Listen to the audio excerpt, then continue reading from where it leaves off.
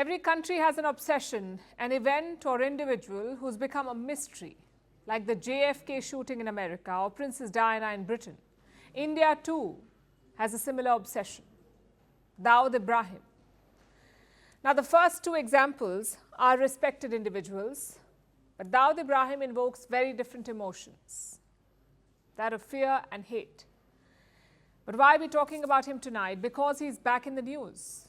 New reports say Dawood Ibrahim has been poisoned and that he's currently in hospital. But like most things about him, it's unconfirmed. Pakistan's government has not said anything, neither has his family. So let's look at the available information. And I must tell you, information has been very hard to come by. Pakistan has curbed the internet since Sunday, so everything is slow. Twitter, YouTube, all of it. Nonetheless, let's look at what we know, what we have as of now. On Sunday evening, we started hearing the first reports, a lot of chatter about Dawood Ibrahim. Later that day, a Pakistani journalist uploaded a video. She compiled all the information. Apparently, Dawood Ibrahim is at a hospital in Karachi. He's in fact booked out an entire floor. Some reports also say that he's been hospitalized since Saturday.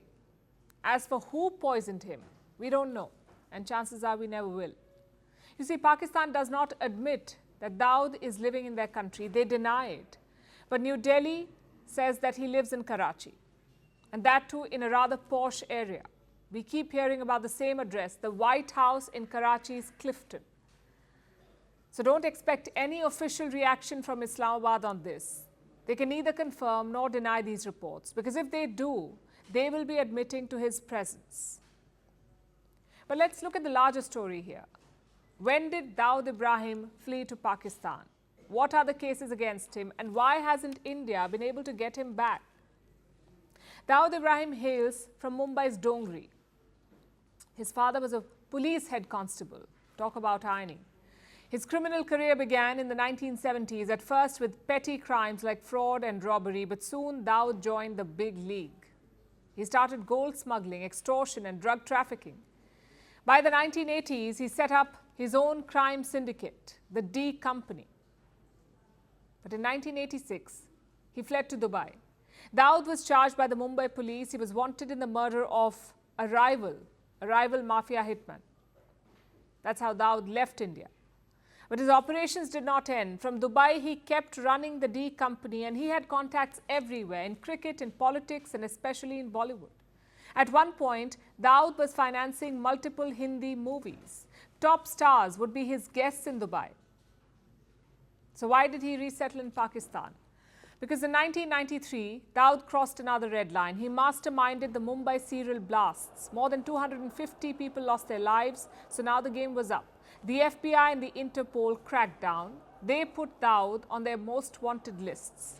So he fled again, this time from Dubai to Pakistan. And rumor is that he agreed to bail out Pakistan's central bank, also promised to arm Pakistani terror groups. In exchange, Islamabad protected him. I'm sure you've heard of golden visas and citizenships. Well, this was the Pakistani version of it.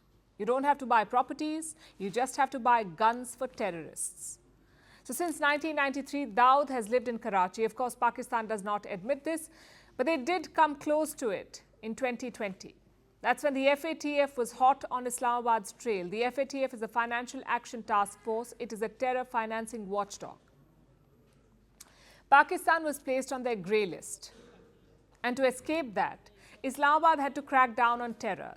They published details of wanted terrorists in Pakistan. This list had 88 names, and among them was Dawood Ibrahim. His address was listed as Karachi. But days later, Islamabad made a U-turn and they said Dawood was not in Pakistan. So what's the status today? Well, Dawood is still the most wanted criminal in India. The NIA has a bounty on him. That's the National Investigation Agency, NIA. The bounty is worth around 25 lakh rupees. The US too has designated him as a global terrorist. So has the Interpol, and the Interpol bounty is around $25 million. Yet there's been no progress. Until now, Dawood's been living a luxurious life. His family says he has a second wife.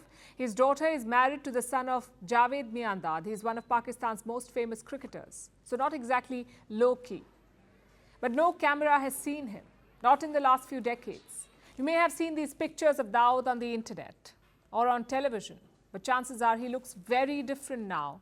The man is 67 years old, plus reports say he's changed his appearance. So forget getting him back. We don't even know what Dawood Ibrahim looks like. Imagine that. A man who tore India's financial capital apart, a man who killed 250 innocent Indians, a man whose armed terror groups like Al-Qaeda, New Delhi could not nab him. And it's not like the man has changed his ways. Dawood was linked to the 2008 Mumbai attacks as well. He was also involved in the 2010 Pune blast, even in the 2013 IPL fixing scandal. So India cannot forget Dawood Ibrahim so easily.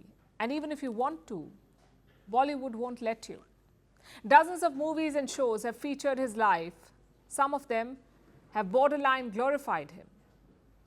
So what is it that makes Dawood Ibrahim an obsession in India? A, he's never been caught, and that adds to the mystery around his life. Like I said, no one knows what he even looks like. And B, the larger-than-life image. I'm talking about his Bollywood connections, his ties to Indian cricket, even to politicians. We know actors and politicians as powerful people, powerful and unreachable, but not for Dawood Ibrahim. He made them do whatever he wanted. He seemed one step above them, hence the obsession. As for his poisoning saga, we'll have to wait it out. This is not Dawood's first sickness or death. Every now and then, these reports keep popping up, like the time he was diagnosed with AIDS or with the Wuhan virus. Those turned out to be false rumors. Let's see if this one is any different.